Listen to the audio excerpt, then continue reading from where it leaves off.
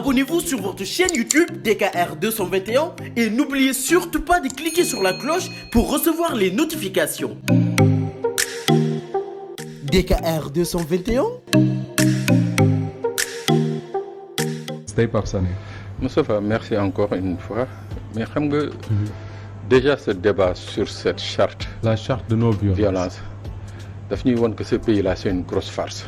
Ah oui? Non, ce pays-là c'est vraiment une grosse farce et c'est en train de verser dans le ridicule. Imaginez ba ñu commencé di def élection ba léegi Sénégal. Depuis les années 1800. Oui. Sénégal voté nañ avant ñu dem indépendance. Avant ñuy dem indépendance. Il faudra attendre qu'on arrive en 2021 pour que des gens s'amusent naan dañuy créer des chartes de non-violence. Mais initiative yu mel na amoon na fi. Non avant yii. amoon na fi. Non, je vais revenir à ça. amoon na fi. Mais yi fi doon am sax c'était plus encourager les candidats à reconnaître les résultats issus des urnes. Waaw. Mais dans le cadre précis de la violence daanaka 2011 2012 dañu gisoon ñu mel ni Alioune Tine di ci dox. Mais pourquoi je dis que c'est une farce Moussa, parce que on est dans un pays où tout est prévu pour que bu Pape Ndiaye tooñee Pape Sané wala bu diw en tout cas tout est prévu pour que ça marche. Pour qu'il n'y ait pas de violence. Pour qu'il n'y ait pas de violence.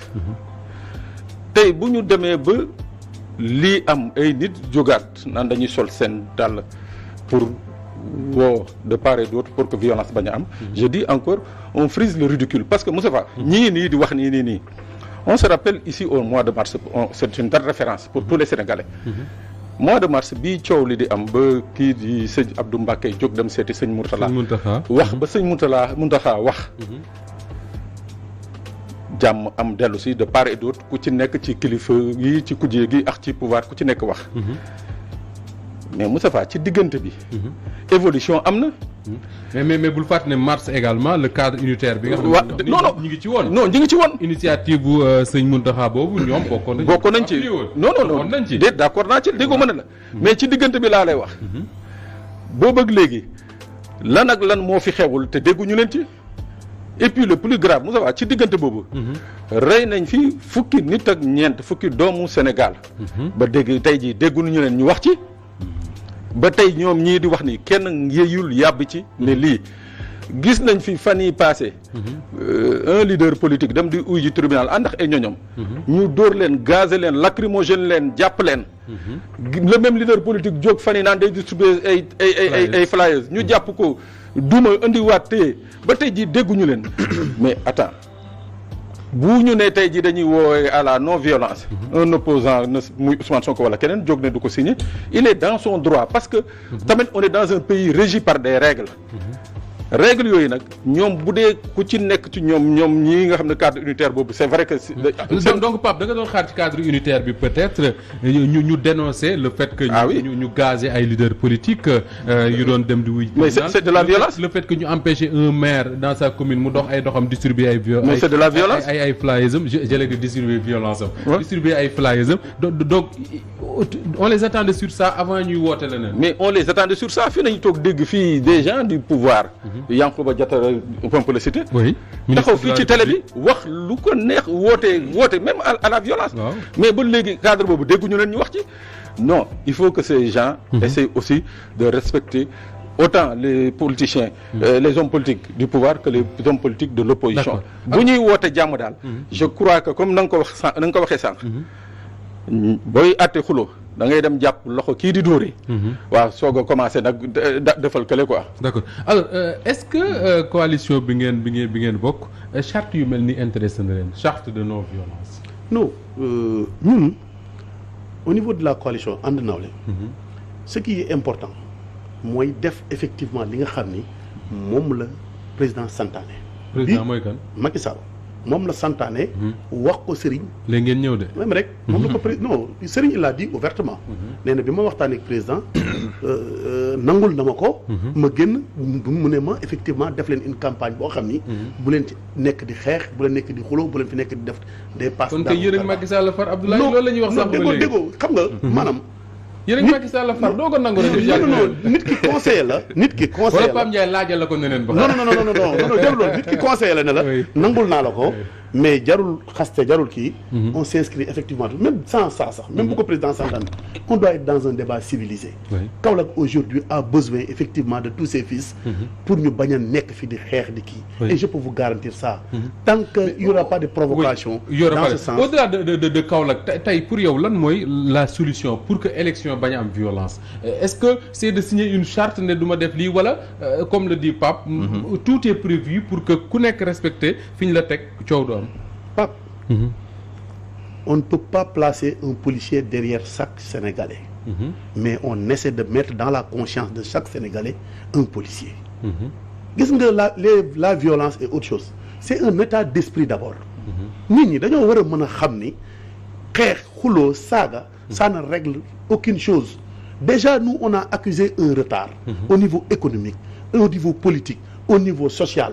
suñu nekkee fii plonger suñu bopp dans ce spectre de la violence, le retard sera beaucoup plus grand. Très bien. J'appelle tous les Sénégalais à ce que ñoom seen bopp au-delà même de ces aspects politiques que violence de toute forme et sous toute nature bu mu jaratul muy am ci Sénégal nañu consacré wu effectivement pour hisser notre pays sur les rampes de l'émergence. Alors Pape Ndiaye, est-ce que quelque part Ousmane Sonko, puisque c'est de lui qu'on parle, est-ce que ku mel ne moom ak Barthélémy Diaz comprendre uñ depuis le début ñoom que ni en fait ñoom ñoo comprendre dëgg-dëgg kan mooy seen adversaire parce que ñoom depuis le début boo leen déggee seen wax mooy Macky Sall xamul nga mu mbéj la lex bi nga jox ko beneen kuy fayu la xam.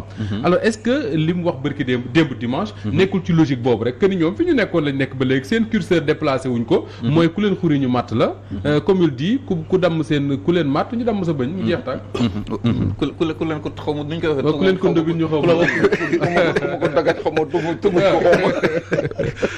ko ñoom ci seen logique lañ nekk. waaw man foofu man li ma jàpp mooy li nga xamante moom mooy charte de non violence boobu l'initiative est bonne. Mais malheureusement. Mais Ousmane Sonko lui-même il salue l'initiative hein. waaw parce que boo déggee ci waxam daf ne je salue l'initiative. daf ko rafetlu parce que vraiment lépp loo xamante ne yoon la boo xam ne dañuy dox ci jàmm loolu mënuñ lu dul rafetlu ko te ñun ñëpp loolu la ñuy ñaan jàmm am ci réew mi. mais anam yi nga xamante ne ñooñu loolu lañ ko nar a defee peut-être que dafa am ay soupçons. xamuñu ndax dafa am dañoo lëkkaloo ak nguur gi. wala dafa am entente secrète ak waa pouvoir bi ba ñu ñëw xëy nii rek bëgg leen signaloo charte de non violence comprendre ñu. Ousmane Sonko ak i gaayam doon nañ ko accepté bu fekkonte ni ca njëlbeen cas de violence yi nga xamante ne gis nañ ko fi yëkkati woon nañ seen kaddu di artu parce que moo xam bu dee jógee ci opposition nga yedd waa opposition bu jógee ci pouvoir itam nga condamné ko foofu noonu maintenant bu fekkente ne loolu amul ñu jékki-jékki mooy comme li ñuy wax rek fekk kiy jooy nga naan ko noppil alors que kiy dóore mi ngi yor yet bi waxu ko dara donc loolu mooy li nga xam ne peut-être moo indi ñu bi fiwu quoi Oustaz Mbacké Sylla bu Sud FM mu ne ki ñuy dóor moom bu dee jooy nga ne ko reetaanal mën na génne ba ñi mee réew dana leer na réew alors dañ ko forcé alors Pape Sall est-ce que muy Barthélémy Diaz muy Ousmane Sonko Yewwi Askan Wi en général est-ce que waxuñu li ñu wax en fonction de leur propre expérience parce que bu ñu seetloo que ni depuis Macky Sall falu en 2012 combat yi mu engagé ak opposition bi yëpp da ko gagné ay marche am na fi ci wàllu parrainage ak yooyu mu dóor enfin alkaati yi génn dóor nit ñi ñu ñibbi seen kër ak yeneen alors ñuy dem di dool ba mois de mars 2020 bon ñu gis ne ñoom quand ils opposent au pouvoir la même violence que bi ñu yaakaar moom leen opposé dañuy obtenir ay résultats est-ce que c'est pas cette expérience là moo leen di pousse bañ ne de toute façon soxlawuñ charte lii jàmm ji mooy ku nekk yam sa place jàmm am sinon bu ñu leen dóor ñu fayu est-ce que c'est pas leur expérience. tubaab bi de nee nañu chat échaud de craint l'eau froide. oui loolu la ñu wax de. ah mais Moussa Ba effectivement xam nga tamit il faut tamit nañu bu ñuy waxtaan yabuñu sénégalais nañuy wax un peu tamit bu ñuy wax sax suñu xalaat nañu qu'on dise voilà quoi ci yoon quoi. Imaginez moom président Macky Sall moo fi wax à l'aune de son pouvoir je vais réduire l'opposition à sa plus simple expression. benn ñu toog di seetaan nit ñi di toog di seetaan jamono yooyu. nañu gis ay manifestations ay anciens premiers ministres ñoom Abdoul Mbaye et consorts. mais policiers yi jàpp leen RTS fii. Moustapha image yooyu boo ko gisee ba tey jii tu te demandes si on est au Sénégal. dóor leen ay après ba pare nag. yenu voilà ba pare nag xoolal dàq Omar Sarr mu dugg parce que en boucle nag waaw parce que en boucle nag ci télé yi loolu mooy benn Sénégal nag lu ne xew na fi waaw ci dëkk bi naan dëkk c'est un pays bi nga xam ne dëkku jàmm la ñi naan déet jamono yii passé son directeur de cabinet ministre d'État Mahmoud Saleh taxaw daa di ne cette opposition-là, on doit la réduire à néant définitivement. Oui. À partir de ces élections ñii waratuñu exister. Mais est-ce qu'il y a pire violence?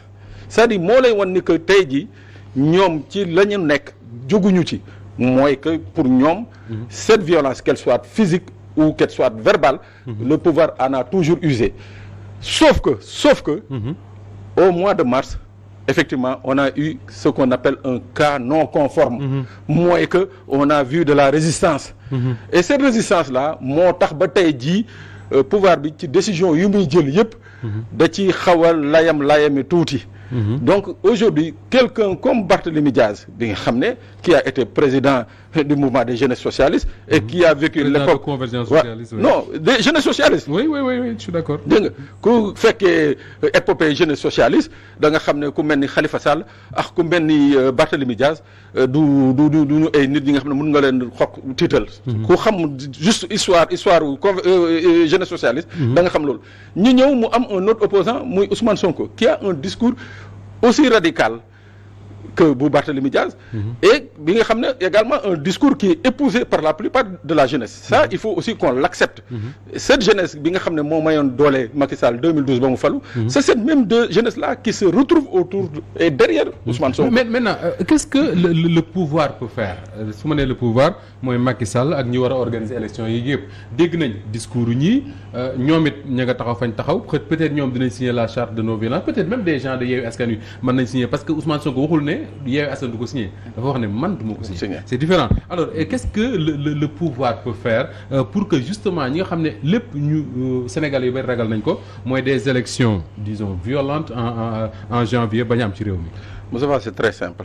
mooy li nga xam ne nañ fi bëgg a lal def ko mu nekk dëkk fii biir Sénégal mooy l'injustice. À tous les niveaux nañ ko dindi seppi ko teg ko fële c'est-à-dire il faut que ñu indi ce qu'on appelle l'équité. Président li muy faral di wax équité territoriale ak yooyu. c'est le moment tey jii mu indi ko équité sociale équité territoriale c'est le moment mu teg ko. Sénégalais yi à n'importe quel niveau ku ci nekk xam ne que. maag Papa Ndiaye ñoo tolloo au même niveau. loolu mooy benn ñaar. ñi ngi dem ci ay élections.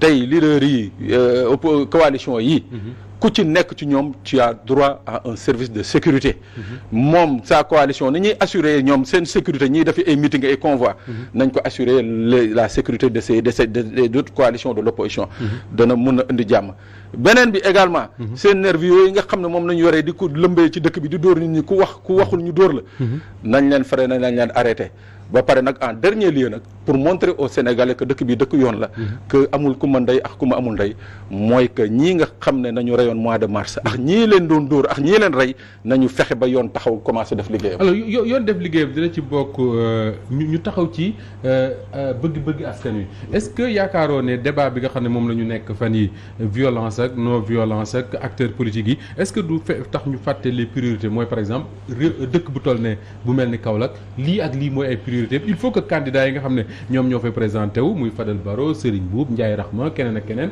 ñu wax ne lii lañ mën a defal waa Kaolack suñu faloo au lieu du débat sur la violence ou la non-violence. La seule violence qu'on peut appliquer à la population c'est ngeen wan leen seen vision ne lii mooy sama vision pour la commune lii mooy sama programme lii laa fas yéene def ak yow et c'est une forme de violence très positive ndax nit ki bu nekkee ci coono defal violence sur lui-même xamal ko ne ko ci li nga nekk du yoon fii nga war a dem kaa ñu ànd fii solution ngi nii et nous on a ce programme la violence qu'on va appliquer lors de cette campagne c'est de faire de telle sorte que chaque Kaolackois puisse connaître effectivement la vision de la coalition xam objectifs yi ñu fixé wu et les projets yi nga xam ne nii on va les kii on a beaucoup de projets on a une vision on a un programme sàmm setal suqali on a une vision. mais nag Abdoulaye man bari na lu may dégg ñu ne suñu maire yëpp nag koo ci jël am na programme am na ay projet mais le problème mooy koppar yi koy defar c'est-à-dire que tey la mairie de Kaolack je n'ai pas en tête le budget mais li Kaolack soxla dëgg pour li Pape Ndiaye doon wax sax sécurité am assainissement am et salubrité am tey jii budget wu Kaolack may ko. Serigne. Oui. Notre candidat n'a pas dit que il va. day defar Kaolack non dafa ne kaay leen ñu àndu ñu defar Kaolack ñu trouver ay solution li ngeen manqué man ma jàpp ci mais sëriñ bu amul budget bu mu defaree Kaolack. non je vous dis une chose. gis nga xaalis. xaalis bëri na façon yi mën a fiduciaire rek naa yam sax. quand il y a un bon carnet d'adresse xaalis jafewul la. waaw il n'est pas aisé. waaw d'être un héritier légal. am maire moom day am même rek nga jël sa héritage boobu noonu ñangal ko ba tey jii nii vous êtes la première fortune mondiale. c'est un bon leader la première fortune nationale c'est un bon leader. loolu liggéey moo koy maye nga doon un bon leadership nga avoir un bon leadership am un carnet d'adresse fourni boo xam ni effectivement foo taxaw wax sa kàddu kese daf lay jox dara. dites-moi à Kaolack quelle est cette personne qui est devant cette mairie ou bien avec ses candidats. qui possède effectivement un bon carnet d'adresse et une bonne signature plus que Serigne Mboup amul. nañ prenons tous les 7 candidats. D'accord. Il n'y en a pas. C'est un espoir, c'est une chance aujourd'hui d'avoir quelqu'un boo xam ne mondialement il est reconnu, mondialement il est crédible. pour mu ñëw ne leen kaay leen dama bëgg ñu defar dëkk bi. Très bien alors loolu moo ñuy permettre Pape Ndiaye ñu waxtaanee leneen loo xam ne moo prévoir nañ ko ci suñu sujet yi nar a waxtaanee tey. muy conseil supérieur de la magistrature. D'abord lan mooy conseil supérieur de la magistrature parce que sama genre dañ ci topp rek di wax. mais xamuñu exactement c'est quoi le conseil supérieur de la magistrature. conseil supérieur de la magistrature mooy kuréel gi nga xamante ne moom mooy décider ci carrière magistrat yi. bu fekkente ne am na magistrat bu ñu war a affecté wala magistrat bu ñu war a sanctionné wala yeneen ak yeneen ak yeneen. surtout lu jëm ci wàllum affectation yi kuréel googu mooy kuréel gi nga xam ne moom moo koy décider ñi ci bokk nag président de la république moo ko jiite moom mooy président bi le ministre de la justice moom mooy vice président bi. ak tamit yenn magistrat yoo xamante ni ñoom ñooy ñi nga xamante ni ñoom ñoo ko composé. D'accord alors Pape Ndiaye Pape Sané bokk na ci li ñu bëri di dénoncer également mooy li Pape Ndiaye wax léegi nii. mooy le président du conseil c'est le président de la république. le ministre de la justice mooy vice président. bari nañu koy dénoncer lan moo tax nit ñu bëri yaakaar ne effectivement président de la république dafa war a génn ci conseil bi. waaw dafa war a génn ci conseil bi parce que xam nga Moustapha magistrat yi dañ ne dañu bokk ci du mu tëtti le pouvoir judiciaire mooy mooy troisième pouvoir au Sénégal donc ñu jàppoon ne que donc magistrat yi seeni carrière ak seeni doxalin ñoom seen bopp waroon nañ ko mën a gérer ba nga xam ne loxo président ak loxo exécutif du ci dugg moo tax ñu ci bëri di ko doon ko ñaawlu la preuve dañu seetlu depuis un certain temps la nga xam ne daawul am ci magistrature bi mooy que léegi bu ñu xamee ni que tey jii Pape Ndiaye mënuñu ko nommer à un poste définitif mooy maanaam nommer ko par exemple juge d'instruction parce que il y a ce qu'on appelle concernant les juges du siège l'inamovibilité bi nga xam ne mënoo leen fa jëlee aussi facilement tey jii qu'est-ce qu'ils font le président buy nommer Pape Ndiaye arrangé wu ko wóor na ko ni Pape Ndiaye xëy na suba wala gannaaw suba mën na ko bett da koy nommé day jël décret nommé ko juge intérimaire donc yooyu yëpp bokk na ci li nga xam ne ci biir conseil supérieur de la magistrature dañ koy kaas tey jàpp nañ ni que la main du président ak la main du ministre de la justice au sein de la magistrature tax na ba nga xam ne tey jii indépendance bi nga xam ne waroon nañ ko am surtout au niveau du parquet c'est pas possible que ñu am indépendance boobu parce que à chaque fois que dana am ay mbir yi nga xam ne intérêt pouvoir bi mu ngi ci biir le ministre day interagir sur le procureur de la République te loolu tamit Moussa Ba am leneen li nga xam ne dañ ko waroon dénoncer parce que bu ñu ñëwee sur la loi sur l'article premier de la loi organique 2017 11 du 17 janvier 2017 portant fonctionnement et organisation du conseil supérieur de la magistrature dafa xamal ne te loolu président Macky Sall moo jël loi boobu moo ko voté lu ni que au minimum 2 fois par an le conseil supérieur de la magistrature war na réunir mais gëj na daje de mais presque léegi mu mot ñaari at réunir donc tey ji am na ci lii di gën a yéeme am na ci ay magistrats yi nga xam ne ils étaient en détachement nekk ci yeneen béréb ay ambassades ay ministères am na ñuy politique tamit waaw ils sont en fin de détachement dellu si nañu war nañ leen affecté am na ñi nga xam ne dañoo war a dem détachement mënuñu dem détachement am na ñi nga xam ne tamit ñoom mujj gi ñu ngi ci politique yi ba nekk ci ay maire fu mu ne nii ñu ngi déposé waat bay nekkaat ay maire donc tey jii y a tout ça que le conseil supérieur de la magistrature devait régler mais avec la puissance et la mainmise de l'exécutif daanaka magistrats yi mënuñu ko parce que le nombre de magistrats élus foofu laa yeme parce que tamit y a la composition conseil supérieur bi y a les magistrats yi nga xam ne qui sont membres de fait et les membres élus les membres élus nag nag amuñu doole boobu ba nga xam ne. les membres élus ñan ñoo leen élire ñoom. mooy les magistrats. seen biir. voilà d'accord ñooñu tànne kii moo ñu fay toog. te ñooñu seen doole bariwul. alors Pape Ndiaye lan moo tax malgré wax jéeg yëpp magistrats yi wax nañ ko. les défenseurs des droits de l'homme parfois ñu wax ko. acteurs politiques parfois ñu wax ko lan moo tax nga yaakaar ne moo tax le président de la République ba léegi nangoogul génne loxoom ci conseil supérieur de la magistrature lan moo koy motiver. waaw xam nga li koy motiver lenn képp la président bu ci génnee loxoom. dootul amati contrôle bi mu bëgg ci justice bi. parce que boo xoolee ki nga xam ne moom mooy bët ak làmmiñ ak tànk ak loxo président ci biir justice bi mooy le procureur. te foofu ci instance boobu am na ci poste yoo xam ne faw ci instance boobu noonu lañ ko mën a décider lu mel ni poste procureur de la République. lu mel ni poste doyen des juges parce que juge d'instruction moom ministère de la justice moo leen di nommé. mais lu mel ni doyen des ak yeneen postes yi ci instance boobu noonu lañ koy décider donc président pour am contrôle ci justice il est obligé mu présider ko. loolu mooy la réalité des faits maintenant ñoom am na beneen prétexte bu ñuy joxe boo xamante ne peut-être mën nañ ko jàppee comme prétexte politique parce que dañ ne président bu génnee loxoom ci conseil supérieur de la magistrature justice bi bu amatee problème fan la ñu mën a dem pour mu saafara ko donc ñoom loolu la ñuy position boobu la ñu taxawee pour justifier ko et pourtant xam nga président de la République en 2016 bi mu présider la rentrée solennelle des cours de tribunaux dafa ne CREI dañ ko fiy jëlee parce que indil lu ñu tuddee CREEF mooy cour de répression des infractions économiques et financières liggéey boobu mu dénkoon ko benn kuréel bu ñuy woowee comité de modernisation de la justice mais comité boobu bokkoon na ci ay décisions suppression CREI ak yeneen yoo xamante ni bokk na ci parce que magistrats yi nga xam ne dajowoon nañ dañu gis ne am na ci poste yoo xamante ni élection la waroon dañ leen bàyyi ñoom ñu compétir seen biir pour fal ko ba pare ñu sàkku tamit président de la République génn ci li nga xam ne moom mooy dañ ne woon sax terme bi ñu utilisé mooy le président de la République doit être extirpé du conseil supérieur de la magistrature donc ñoom loolu noonu lañ ko alors Pape Sané Pape wax na raison yi tax président de la République sawarul pour génn ci mais également am na loo xam ne wax na ko moom tey jii le conseil supérieur de la magistrature bu ci président de la République nekkatul woon